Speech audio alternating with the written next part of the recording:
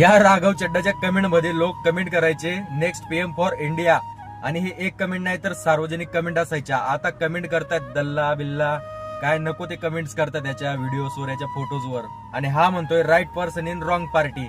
मग आता तू पार्टी जी घेतली त्या पार्टीला तो अगोदर म्हणायचे गुंड्यांची पार्टी अशी तशी आहे, मग त्या पार्टीत तो आता का शिरलाय? आहे तुझ्याकडे काही उत्तर? त्यातल्या त्यात हा म्हणतोय मी एकटा चुकू शकतो, पण माझ्या मागे जे 6 लोक आहेत ते नाही चुकू शकत. ते 6 लोक तू का बरोबर घेतले त्याचं मी उत्तर देतो.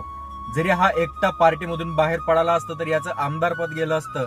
भारतीय संविधानामध्ये नमूद आहे 2-3 आमदार जर बाहेर पडत असतील तर त्यांच्या पदाला कुठल्याही प्रकारचा धोका नसतो. म्हणून याने हा नियम वापरला आणि मग हे 7 जण बाहेर पडाले. मग आता तुम्ही 7 जण बरोबर असू शकतात, पण तुला ज्या 2 मिलियन लोकांनी अनफॉलो केलंय, आता 3 मिलियन पर्यंत आले, ते लोक चुकीचे असतील का? नाही असू शकतात. आता काय बोलू, लोकांना याच्याकडून उमेद होती, पण हाही बीजेपीचा चाटू निघाला.